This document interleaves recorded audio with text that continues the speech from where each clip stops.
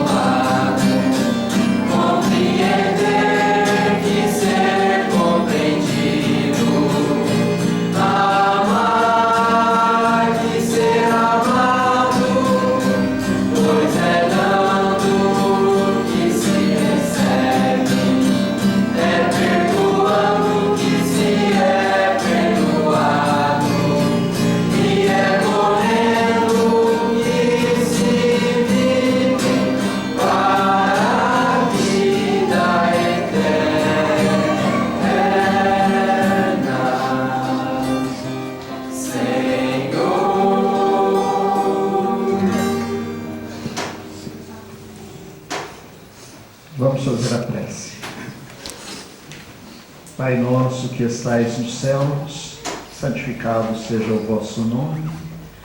Venha a nós o vosso reino, seja feita a vossa vontade, assim na terra como nos céus. O pão de cada dia dai-nos hoje, Senhor. Perdoa, Pai, nossas dívidas, assim como nós perdoamos nossos devedores. Não nos deixes entregue às tentações e livra-nos, Pai, de todos os males.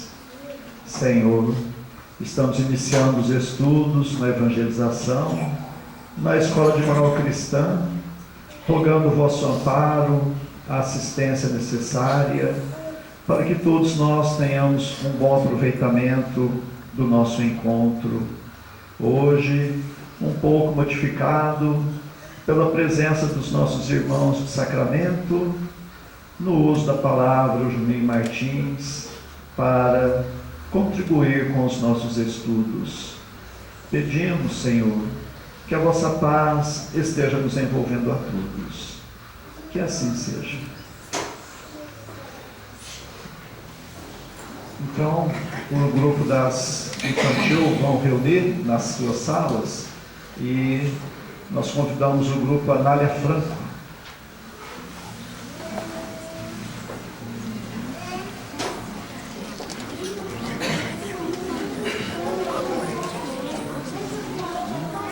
Grupo Maria Dolores, lá no Salão Corina do Velino.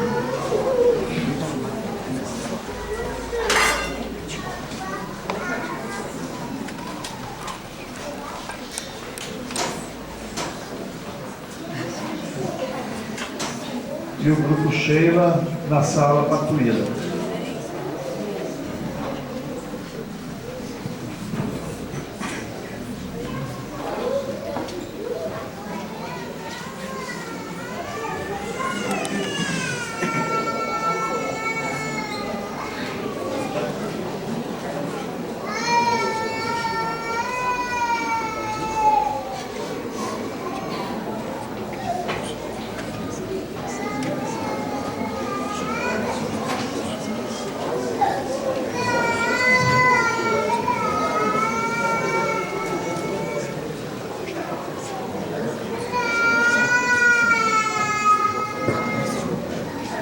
Então, conforme nós falamos, ontem, encosta a janela, por favor. Ontem, dia 11 de julho, o Centro Espírita Meimei completou 49 anos de fundação, dia 11 de julho de 1977.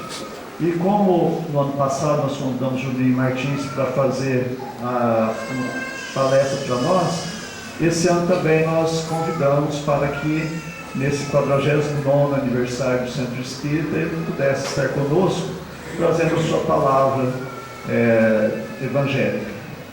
Juninho Martins, a família mora em Sacramento, ele é um trabalhador ativo lá no Partido de Eurípides, então ele está sempre contribuindo lá com o movimento do Espírita lá em Sacramento. O coral Juvenil Valdo Braga fez a abertura, vai cantar mais uma música e em seguida o Juninho, nós passamos a palavra para o Juninho.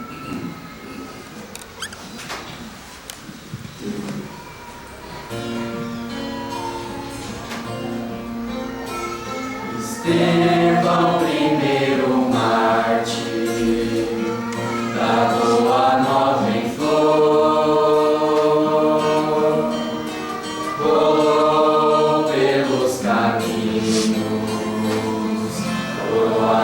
Pela dor, escravo e palmilhando a estrada da amargura, plantou amor e perdoou com sua alma nobre e pura. Recebe martirizado os golpes da ironia,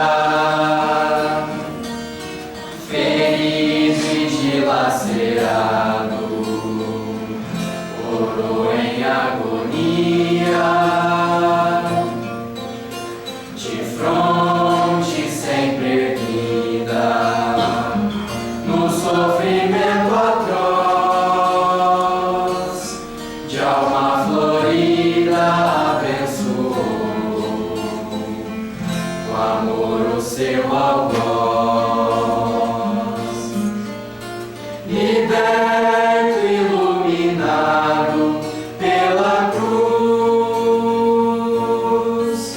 chorou aos pés do Mestre amado, o pranto abençoado. E em lágrimas de luz beijou o manto de Jesus, e com o peito arfando de emoção rogou: Senhor, Senhor amado, o amigo crucificado, dai-me a glória, ó Senhor, de conduzir ao reino do teu amor. Liberto, iluminado pela cruz, chorou aos pés do Mestre amado, o pranto abençoado. E em lágrimas de luz beijou o manto de Jesus, e com o peito arfando de emoção rogou: Senhor, Senhor amado, o amigo crucificado, dai-me a glória, ó Senhor, de conduzir ao reino do teu amor.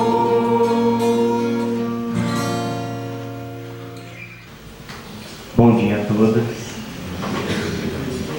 Obrigado às mãos e braços que nos ajudam a subir na vida. Como diz um ditado, coisa boa é ter amigos. Coisa boa é estar entre amigos e família. Eu agradeço o convite do Nelson, da Ivanir, dos demais companheiros da casa, por mais uma vez poder estar aqui, compartilhando desta celebração, motivo de gratidão para todos nós.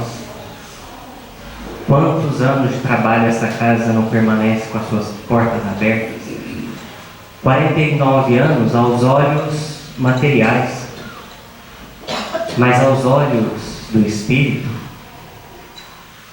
provavelmente esse trabalho já existia, já era consolidado, apenas aguardou o momento oportuno daquelas mãos dispostas para o trabalho, as mãos que ofereciam a boa vontade sincera, como Jesus convidou os discípulos, não esperando deles homens santificados, mas escolhendo colaboradores dispostos para o trabalho. Essa é a nossa postura. Portanto, são 49 anos aos olhos materiais, mas aos olhos do Espírito, quantos anos, quantos trabalhos não são realizados. E eu provavelmente já falei isso aqui o ano passado, mas novamente faço questão de frisar, porque estar aqui é um motivo de grande emoção para nós. Existem muitas casas de trabalho, muitas casas que trazem a bandeira do Cristo, muitas elevam mais alto Aquela bandeira que Jesus entregou ao anjo Ismael, aquela bandeira branca, com os dizeres em dourado: Deus, Cristo e caridade. Mas, entre muitas casas, tem aquelas que são caras aos nossos corações. Tem aquelas casas que trabalham juntas, lado a lado, apesar da distância física. Talvez nós nomeamos elas como as casas irmãs. Por isso, estar aqui, nessa instituição, que traz o nome da grande trabalhadora do Cristo, Meire, é reconhecer uma casa irmã do Centro Espírita Fé e Amor lá de Santa Maria, do quartinho do tio Eurípides em Sacramento, uma extensão do Colégio Allan Kardec. Trabalhadores que colaboraram lá, que estão colaborando aqui também. Desde a nossa chegada, a emoção foi forte, pela sensibilidade de alguns familiares que já retornaram ao plano espiritual, mas sobretudo dos pioneiros. Não sabemos identificar quais, mas a alegria por poder estar aqui, essa a gente faz questão de compartilhar. Essa nossa união no esforço de trabalho, esforço sincero, simples, resulta para todos nós aquele mesmo convite que Jesus fez para os discípulos.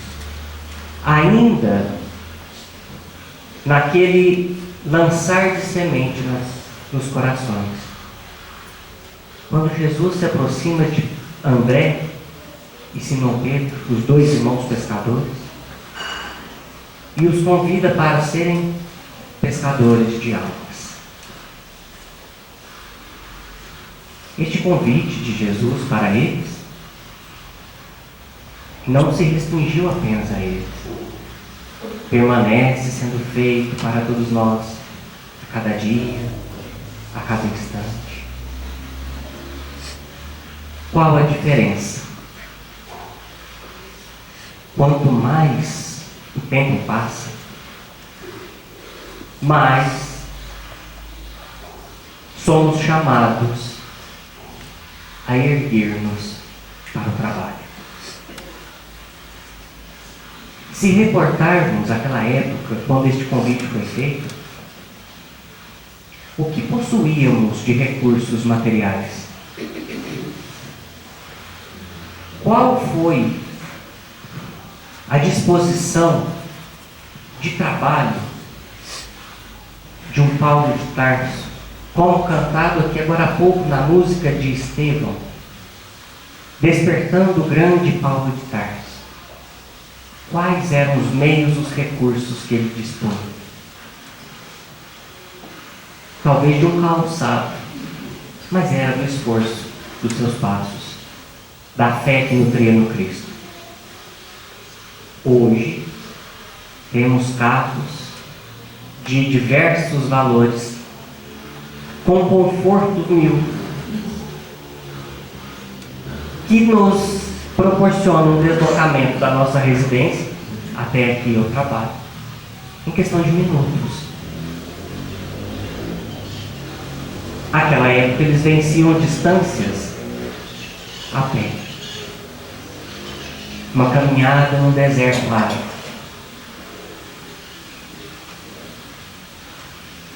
Ou seja, quanto mais o tempo passa, mais temos recursos para fazer do melhor. Porém, quanto mais temos, menos fazemos. Talvez esse é o grande desafio da nossa época.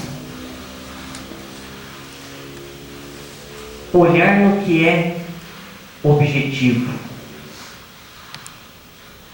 Não se deter nas distrações do caminho.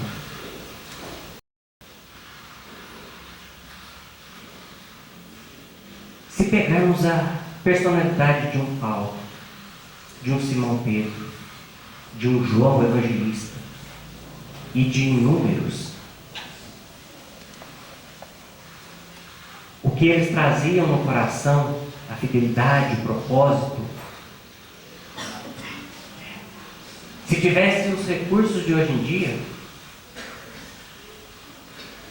temos a certeza de que multiplicariam os talentos recebidos com os recursos. Talvez Paulo não precisasse caminhar tanto se tivesse as mídias e as redes sociais.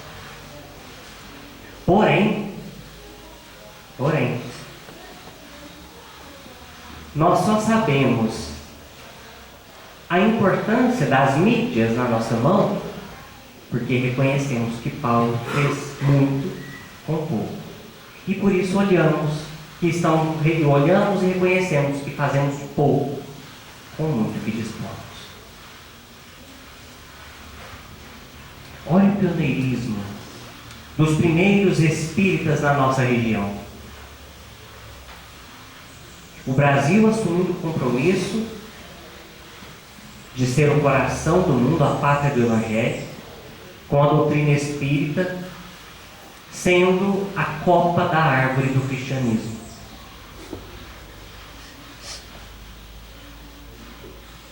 Bezerra de Menezes, o primeiro pilar, Eurípides Barçanufo, o segundo, e Francisco Cândido Xavier, o terceiro. Os três grandes pilares da doutrina espírita no Brasil. E guardemos essa informação, que não é aleatória. O número 3.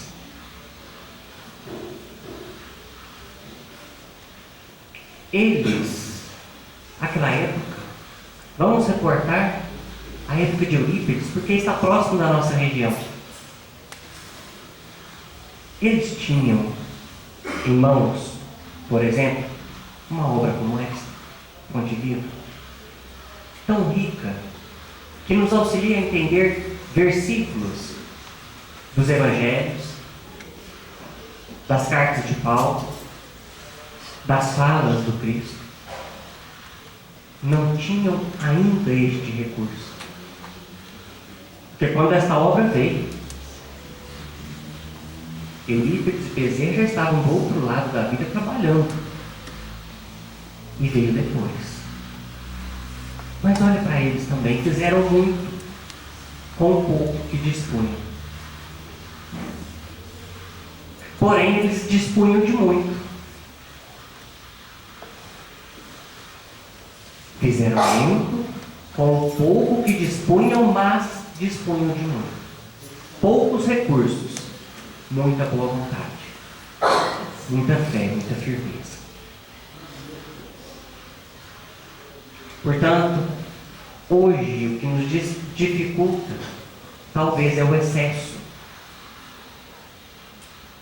Excesso de recursos quando não os empregamos bem. Mas a pergunta que fica assim, que nos convida às reflexões da manhã. O que preciso fazer para aproveitar os recursos que tenho? Ponto importantíssimo para respondermos essa pergunta. Questão 625 de O Livro dos Espíritos.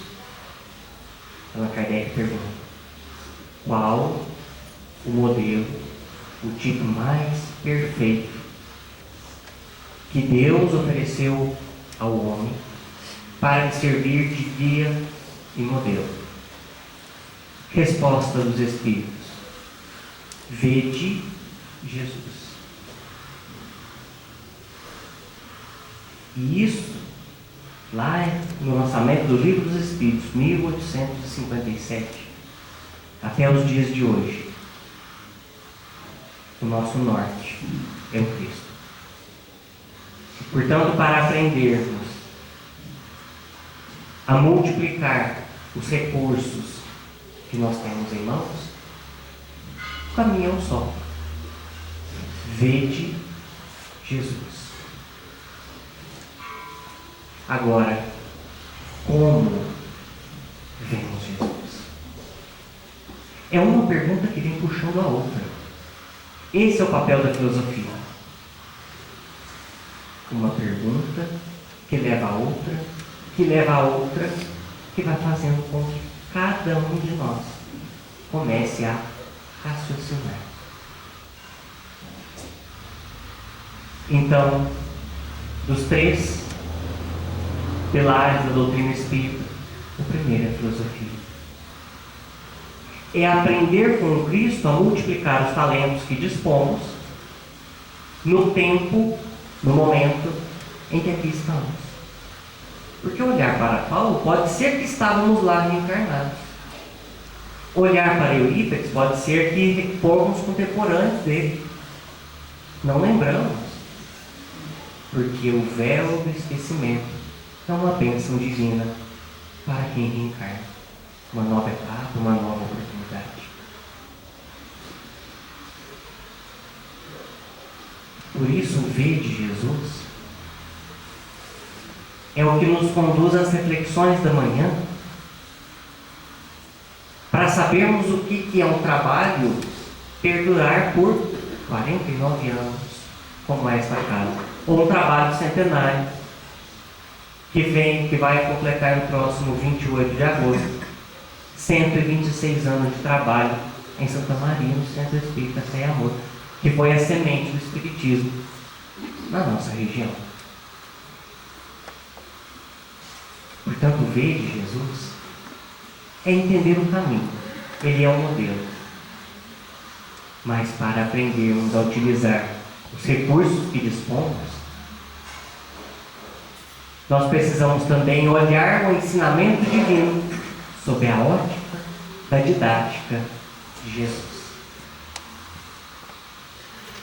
Os ensinos do Cristo não foram aleatórios.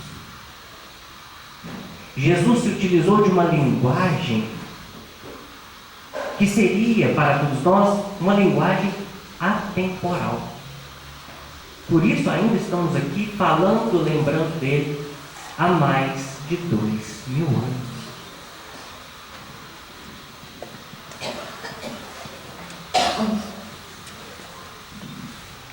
E nessa linguagem didática de Jesus para nós,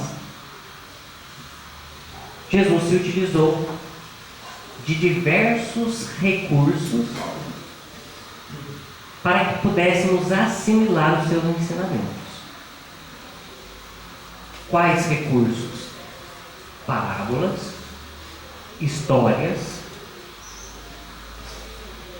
adaptadas para aquela época, para aqueles costumes, mas que ficaria por toda a eternidade, porque até hoje aprendemos com os detalhes a riqueza que está inserida nas parábolas. Agora, um outro recurso muito didático de Jesus para nós é o convite para observarmos a natureza. Observar o que está à nossa volta. Observar a nossa relação com o que está junto conosco. Questão número 4 do Livro dos Espíritos. Como podemos compreender, como podemos reconhecer Deus? Resposta: olhe à vossa volta. Tudo o que não é obra do homem é obra de Deus. A vossa razão vos responderá. A nossa razão, segundo o pilar da doutrina espírita, ciência. Primeiro vem a filosofia. Olha a nossa volta. O raciocínio é a razão. É o buscar o conhecimento. Por isso que Jesus nos convida a olhar para a natureza, para reconhecer Deus na criação, mas acima de tudo, nos colocarmos como criaturas atuantes nessa grande criação. Por isso, mesmo nas parábolas, nós vamos ver Jesus inserindo a natureza, inserindo recursos naturais, recursos do nosso cotidiano para o nosso aprendizado. Parábola dos trabalhadores da última hora, curso de tempo. Tudo na natureza tem o seu tempo. Nós também.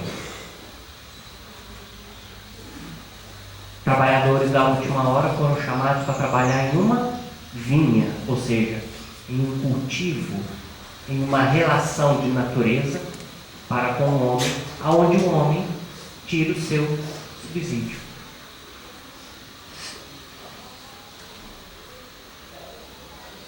Relação em que nós vamos tendo conosco, mas com o pertencimento na criação.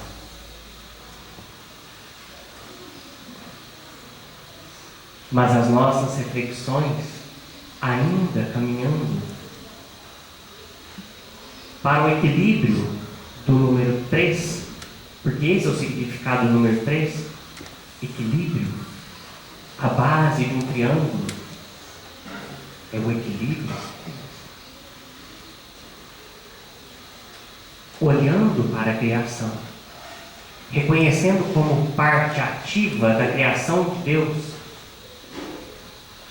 vamos raciocinando, vamos concluindo as nossas reflexões, mas fazendo essas reflexões, vendo o Cristo, somos alçados ao terceiro pilar, ao terceiro ponto de equilíbrio, que é a religião. Que é essa ligação com Deus. A nossa razão vai responder que tudo na criação é obra divina, é obra de Deus. Portanto, eu também pertenço a essa obra de Deus. Portanto, os recursos que disponho hoje, livros, redes sociais, devem ser empregados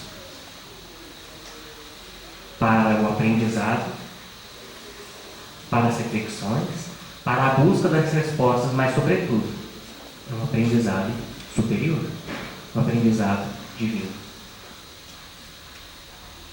E a nossa maior dificuldade talvez seja diminuir a nossa ansiedade, diminuir a nossa pressa. Estamos muito acelerados, queremos coisas imediatas, queremos que algo aconteça rápido, mas na natureza tudo tem o seu tempo. E a nossa dificuldade talvez seja em acalmar os nossos anseios, as nossas dificuldades.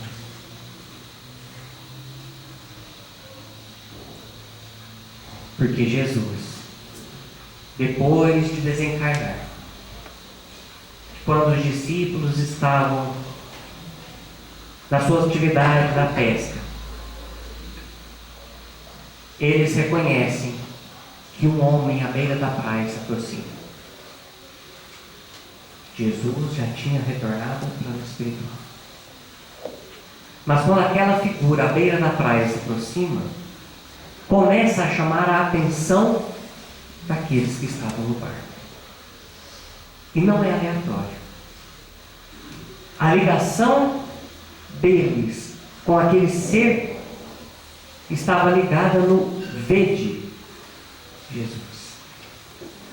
Era o Cristo que se aproximava à beira da praia. Porém, agora não com o corpo material, porque já havia desencarnado.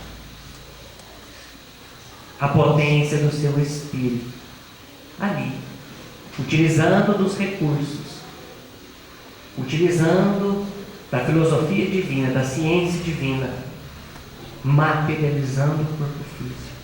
que hoje, com o magnetismo, com o espiritismo, explica isso para nós. A materialização utilizando o fluido cósmico universal. Nós ainda não compreendemos a grandeza deste fluido, mas Jesus, este compreende e o manipulou muito bem. E qual a reação dos discípulos ao ver Jesus? Eles vão para trás, se aproximando do Cristo. Tem aquele convívio, aquele contato. Então Jesus, em uma fala direta para Simão Pedro, talvez o discípulo que nós mais nos identificamos com ele, porque Pedro tinha coragem de perguntar, de questionar a Cristo. Porque ele, ao mesmo tempo que era fiel a Jesus, ele dava aquela escorregada no caminho. Nós também somos assim. Temos os nossos momentos de lampejo de fidelidade com Cristo, de buscá-lo, mas vez ou outra no nosso dia a dia damos aquela esquecida, deixamos de lado em algum momento. É por isso que Jesus escolhe Pedro para que ele fosse a pedra, a rocha, aonde seria edificada a igreja do Cristo. Pela sua transformação moral, ele seria o portador de uma mensagem de renovação para todos nós.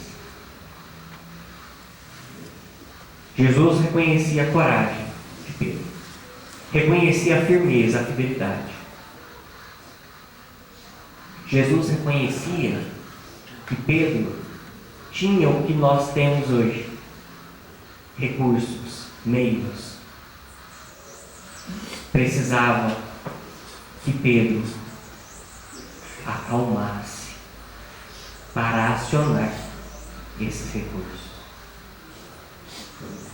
E Jesus, utilizando de uma forma pedagógica, divina, da linguagem da natureza, novamente, conversando com Pedro, o propõe a uma relação com o meio e com os seres a qual ele estava inserido.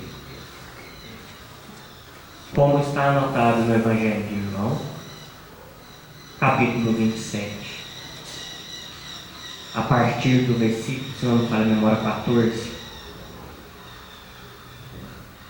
já muito conhecido por todos nós, em que ali na beira da praia, todos reunidos, Jesus olha para Pedro e diz: Pedro, tu me amas?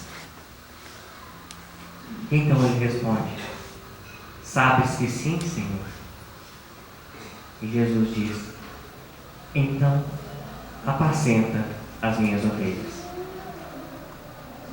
Jesus se utiliza da figura de linguagem dos animais. As minhas ovelhas, apacenta as minhas ovelhas. E não é de uma forma aleatória também, porque ele se intitulou como pastor divino, mostrando que nós somos a ovelha deste grande rebanho, a qual ele veio cuidar, orientar. Não no sentido de que nós somos seres ainda primitivos, animais. É apenas uma figura de linguagem, nos mostrando como ovelhas e Jesus o pastor. É só uma figura de linguagem para entendermos de uma outra forma a questão 625. Porque se Jesus é o pastor, as ovelhas estão sob o seu cuidado. Logo elas confiam nele. Elas depositam nele uma segurança. Assim somos nós com Jesus. Mas Jesus se utiliza da imagem da ovelha, porque a ovelha é um animal que é possível se domesticar, ou seja, amansar, acalmar. Então Jesus pergunta pela segunda vez: para Simão Pedro: Pedro, tu me amas? E ele responde novamente: ó Senhor, sabes que sim. Então, Pedro, apacenta as minhas ovelhas. E ali Pedro, começando talvez a ficar um pouco contrariado, porque ele já respondeu uma vez, responde a segunda, logo depois vem Jesus novamente: Pedro, tu me amas? Parêntese para nós. Como responderíamos para Jesus pela terceira vez? Ora, Senhor, eu acabei de falar. Já falei que eu amo. Mas a reação de Pedro foi, antes de responder, ele ficou um pouco triste. Mas a sua resposta foi a mesma: ora, Senhor, bem sabes que eu amo. E Jesus, como diz aí pela terceira vez: então, apacenta as minhas ovelhas. Se Jesus é o pastor, Pedro, ali, era a primeira ovelha a ser acalmada. É por isso que ele foi escolhido a rocha. Ele tinha a força, ele tinha o dinamismo, mas no seu coração, ele ainda trazia o impulso daquele homem que cortou a orelha do soldado para defender Jesus. É um impulso de uma agressividade que Jesus ali estava. Apacenta, Pedro, a sua agressividade, porque você precisa ser agressivo com você mesmo diante das suas imperfeições, não dos outros. Os outros, você está sendo preparado para ser um pastor daqui a um tempo. Mas primeiro, saiba o que é acalmar as ovelhas. Acalmar os seus anseios, porque ainda tem muito o que fazer. É o número 3 novamente. É o equilíbrio. Porque quando Jesus pergunta a Pedro se ele o amava, são 3 tipos de amor. O amor eros, que vem da parte erótica das paixões. O amor filos, que vem da nossa familiaridade, da nossa família, dos nossos parentes, pais, irmãos. E o terceiro amor é o amor ágape. É o máximo do amor. É o amor do Cristo para conosco, que não está limitado a condições, a trocas ou a seres. Porque o primeiro amor eros, ele é condicionado a trocas, a condições, a paixão, ao que vislumbra. O amor filos é condicionado a pessoas. Eu amo aqueles que estão comigo. O meu vizinho de parede, de muro comigo, da casa dele é responsabilidade dele. Eu preocupo com os meus. Isso é um amor filos. É um amor? É um amor, mas ainda não completo. Agora o amor ágape, esse é outro nível. E quando Jesus recomenda aos discípulos: amai-vos uns aos outros como eu vos amei, Jesus joga o amor lá em cima, é o ágape. Então são 3 tipos de amor. E Pedro responde de 3 formas diferentes. A primeira forma ainda é o do velho Pedro, do impulso, do instinto. Claro, Senhor, eu amo. Estou disposto a fazer tudo por amor a Ti. Inclusive, defendê-lo com força, como assim o fez. Porém, Jesus, após a última ceia, após lavar os pés dos discípulos, ele relata aos discípulos tudo o que iria sofrer. E Pedro diz: eu vou com o Senhor. Eu consigo. Eu sou fiel. Jesus olha, Pedro, cuidado. Cuidado com o que você diz, porque eu te levarei onde não queiras ir. É o Eros. Que a gente aparentemente se coloca forte, disposto. Eu vou, eu faço. Só que quando vem a dificuldade, talvez eu não vou. Olha, nós vamos fazer. Mas é preciso encarar uma briga ali com 100 pessoas. Nós estamos em 3. Topa, parada? Ah, nós vamos apanhar muito, então eu não vou. Olha, o caminho é grande, o sol está quente. Você vai realmente entrar nesse sol com essa enxada? Só com a enxada? Vamos esperar esfriar um pouquinho. Cuidado, Pedro, eu te levarei onde não querias ir. Você ainda não compreende o sacrifício da cruz, que é o máximo do amor ágape. Se doar para o outro. E ali Pedro, vendo que Jesus o rebateu, ele diz: mestre, por acaso duvidas da minha fidelidade? E aí Jesus olha para Pedro e diz: Pedro, antes do galo cantar pela terceira vez, tu me negarás. Também complementa: compreenderás ainda hoje que o homem no mundo é mais frágil do que perverso.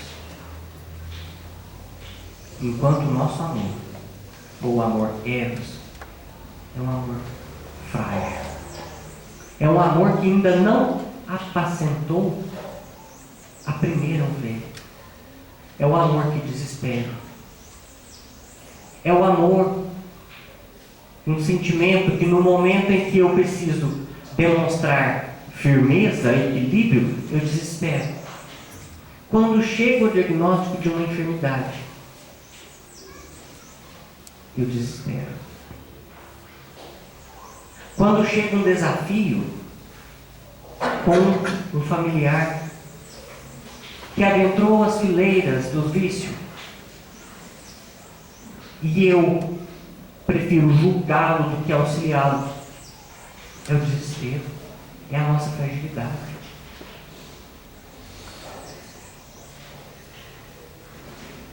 Nós queremos que este amor seja condicionado, mas não é assim. Jesus não condicionou. Pelo contrário, ele foi utilizando de recursos para nos mostrar o que nós um dia vamos alcançar, mas para isso não é um caminho fácil. Tanto que ele começou a sua jornada em uma boda, nas bodas de Caná, em uma festa, na alegria do reino, mas ele foi concluir nas lágrimas, nas dores da cruz.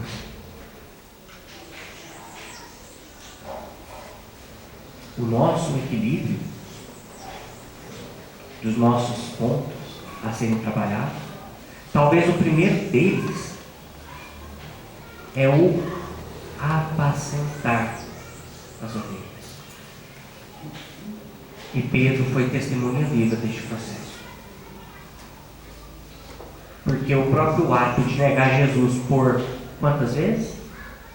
3. Foi o que fez compreender a sua fragilidade. E por isso, alguns dias depois, Jesus novamente o convida: apacenta. Você ainda não entendeu a lição da negação que você teve? Pedro, o reino de Deus não é sobre você, é com você. O trabalho desta casa, ao completar 45 anos, não é sobre mim, não é sobre você, Nelson. Não é sobre nenhum de nós, é para nós. Só que para isso, o primeiro ponto do trabalhador é acalmar. Somente aquele que acalma, ele aprende a ouvir.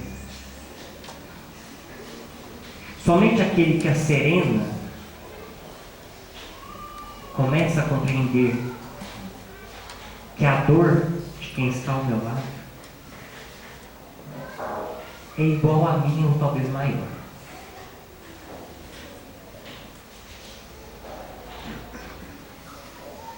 É por isso que em toda a mensagem de Jesus, em todo o ensinamento, Jesus sempre buscou a natureza, os animais, sempre nos colocou no ensino, como traz as parábolas. Porque não é sobre mim, é sobre nós. E qual foi o trato do divino pastor com aquelas ovelhas que ele chamou? Como que o pastor domestica as ovelhas? Como que ele amansa aquelas ovelhas? Podemos colocar no Google como que o pastor amansa as ovelhas. Às vezes ele tem que amarrar uma corda na ovelha para ela não fugir. Às vezes ela tem que ficar em um cercado que vai limitar a sua liberdade para que ela aprenda a conviver naquele espaço com o seu Senhor e com as demais ovelhas que estão junto com elas. Quando que nós ouvimos, sentimos os ensinamentos do Cristo?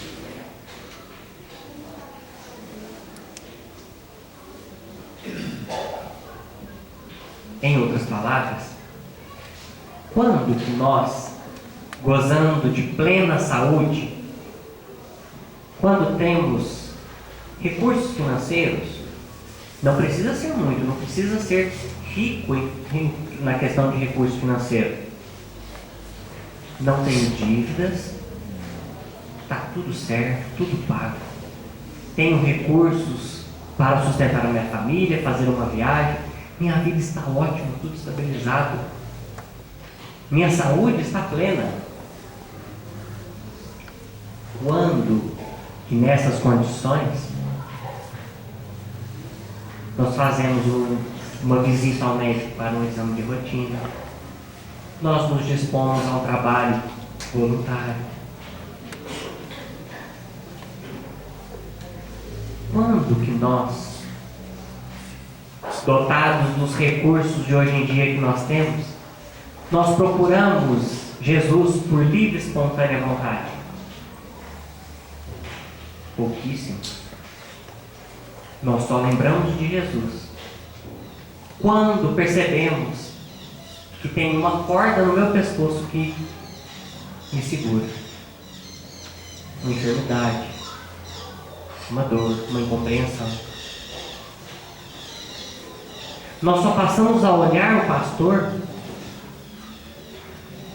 quando algo não tira a nossa atenção do que está fora. Quando algo nos faz voltar para Ele. Nós só compreendemos Jesus quando está lá perto. É a hora de uma enfermidade, de a perda de uma ente querida, de um trabalho, até uma questão financeira, de uma dívida, de algum conflito. Enfim, nós só procuramos Jesus na adversidade. Ninguém procura Ele na alegria. Porque ninguém lembra de procurar Jesus numa boda, numa festa. Vamos fazer uma festa. Ninguém lembra. Nos aproximando do Natal, nós lembramos do nascimento de Jesus. Mas quantas vezes paramos para fazer uma prece agradecendo a Jesus? Quando que nós, na noite da ceia de 24 para 25, nós mantemos o pensamento ligado no Cristo. Podemos tirar um momento para fazer uma prece antes da ceia, para agradecer. Terminou, barriga cheia, aquela panela está toda servida. Enquanto eu não experimentar um pouquinho de cada panela, de cada doce que algum parente ali levou, eu não fico satisfeito. Aí eu vou dormir com a barriga cheia e tenho aquela noite pesada de sono porque a barriga está cheia.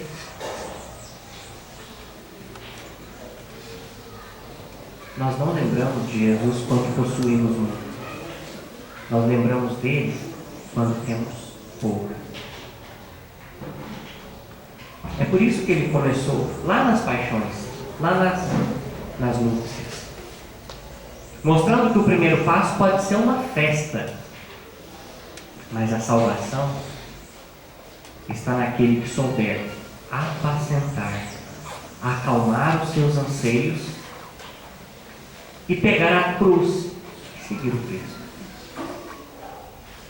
O sacrifício de nós mesmos, dos meus anseios, em prol de algo maior. Aí eu começo a compreender o cercado em que eu fui colocado, as dificuldades, porque são estes meios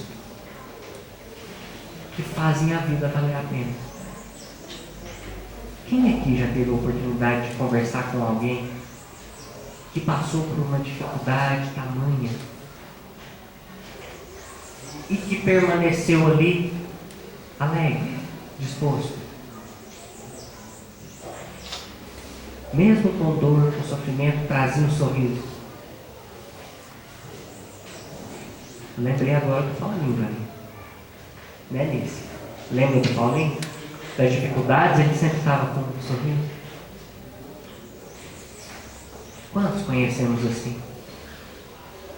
Lá em Santa Maria, por exemplo, tivemos a alegria de conviver com sua dor, com tratamento de câncer. Sempre que precisávamos, ele estava disposto a sair da sua casa e fazer um remédio de homeopatia. Mas além disso, era difícil sair da convivência de sua dor porque ele gostava de conversar, de compartilhar um momento. E era difícil de sair porque a companhia dele era boa. Quem de nós não encontrou alguém assim no caminho? Esses já souberam apacentar. Esses são aqueles que já estão compreendendo, talvez um pouquinho, que a fala de Jesus, Pedro, tu me amas, não foi para só Pedro, foi para nós. Foi para nós. Eu amo Jesus, então apacenta, acalma. Acalma. Nós estamos vivendo em um mundo de provas e expiações que conhecemos. Nós ainda merecemos esse estágio. Nós ainda não estamos prontos para dar passos mais altos. Mas não é porque o mundo é de provas e expiações que nós devemos sofrer pela eternidade. Quantos espíritos aqui já não viveram e já se regeneraram? Não é o mundo que faz o espírito, é o espírito que transforma o mundo. Por isso essas casas do caminho, essas casas irmãs. Aqui é uma casa do caminho para que a gente possa nutrir, alimentar e depois sair a amar as ovelhas, a apacentar. Lembrando, eu sou a primeira, eu faço parte da semana.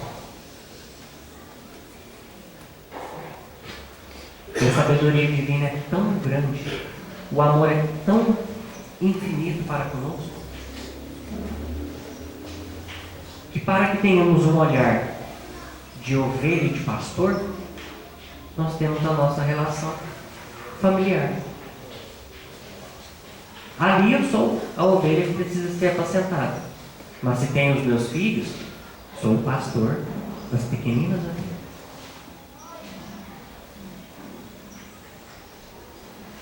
É isso que nos cabe. É isso, no dia a dia, no mundo de provas e expiações, nós vamos encontrar as mesmas tormentas que os discípulos encontraram naquela passagem quando Jesus acalma a tempestade. Enquanto todos se desesperavam, eles acordavam Jesus. Jesus acorda desesperado, olha sereno e diz para eles: o que está acontecendo? E todos, naquele medo, naquela insegurança: Senhor, vamos naufragar, olha a tempestade. Jesus olha para eles e diz: calma. Ele apacenta aquela tempestade. O que parecia que iria dificultar, que iriam naufragar com Jesus, acalma.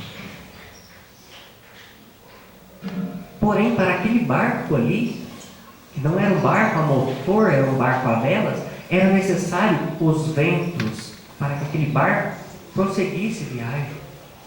Jesus acalma a tempestade e não cessa os ventos, porque são os ventos da tempestade, são os ventos da dificuldade que vão fazer o nosso barco, a nossa embarcação, seguir viagem. São momentos de tormenta que forjam marinheiros fortes. E se perguntarmos para esses marinheiros como vencer uma tempestade, ora, em algum momento eu preciso ser firme, em algum momento eu preciso ceder, porque se eu for muito firme e a tempestade for mais firme, ela derruba o meu barco, ela não faz. Então às vezes eu preciso ceder a essa tempestade para que ela me conduza a algum lugar. Eu preciso apacentar as ovelhas, a minha ovelha. Eu preciso acalmar. Está vendo quanto temos de exemplos? O quanto o ensino pedagógico do Cristo permeia em muitos e muitos e muitos detalhes. É porque se às vezes eu não entendo a mensagem como uma tempestade, eu posso entendê-la como uma ovelha.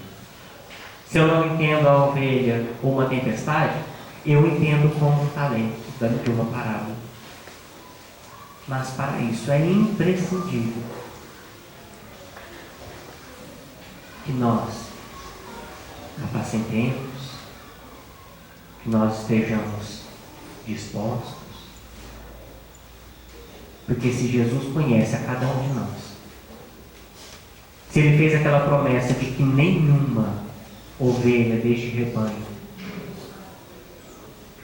seria deixada para trás, é porque Ele conhece cada um de nós. E Ele não espera que sejamos iguais, até porque não somos. Mas Ele espera que nós possamos sentir a sua mensagem, ouvir, sentir, trabalhar e de acordo com a nossa capacidade ofertar a Ele o que de melhor temos: a nossa boa vontade, a nossa disposição, a nossa passividade. Aí sim vamos olhar para os recursos que dispomos: uma rede social, um convívio, um bom carro que vai nos transportar, que vai nos levar em segurança, mas que seja recursos ativos, proveitosos.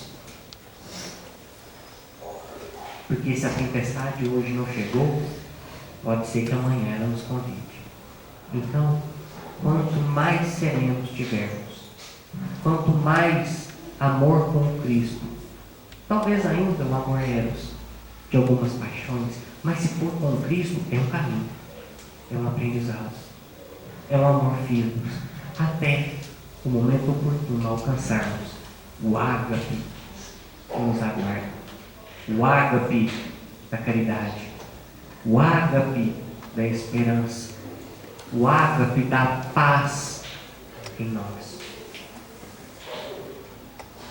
E benditos os 49 anos de trabalho, de verdadeiras escolas a nos mostrar o caminho, de verdadeiros santuários divinos, quando o amor, a fraternidade, quando Deus, Cristo e caridade se torna a nossa bandeira diária. Que Jesus nos fortaleça, nos ampare e compartilhemos as bênçãos que Ele ofertou para todos nós, neste equilíbrio de filosofia, ciência, religião, Deus, Cristo, caridade, amando-nos uns aos outros como Ele nos ama. Que Ele nos abençoe.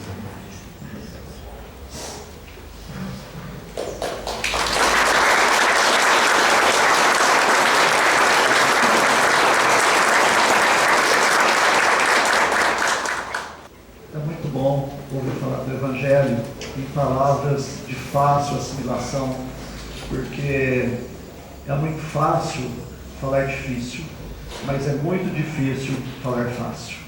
Então o Juninho conseguiu trazer nesses momentos que estamos aqui palavras profundas que servem para nortear o nosso caminho.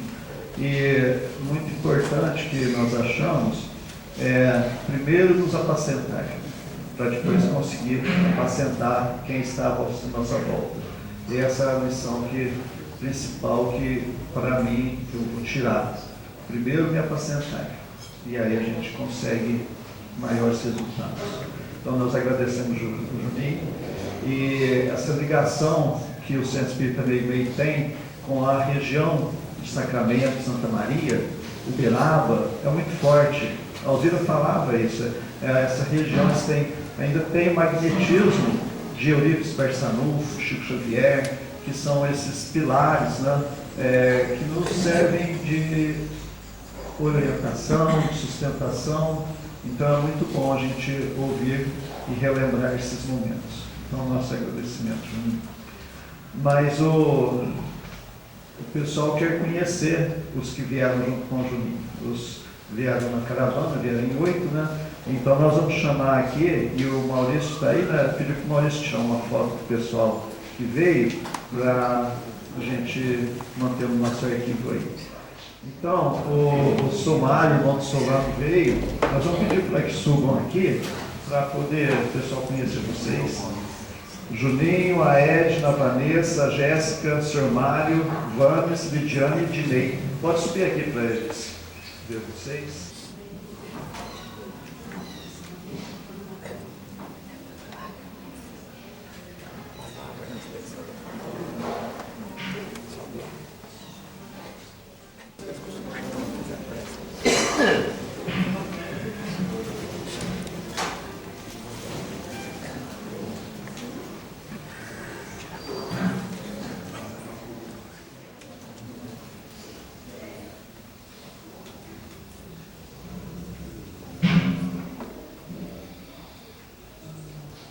Então, eles vão ficar um pouquinho mais aí conosco, né? Vão ter a oportunidade de estar conversando um pouco mais. E nós não somos muito bons nas palavras de agradecimento, não, Juninho, mas você sabe o carinho que a gente tem. E estamos sempre com as portas abertas para vocês.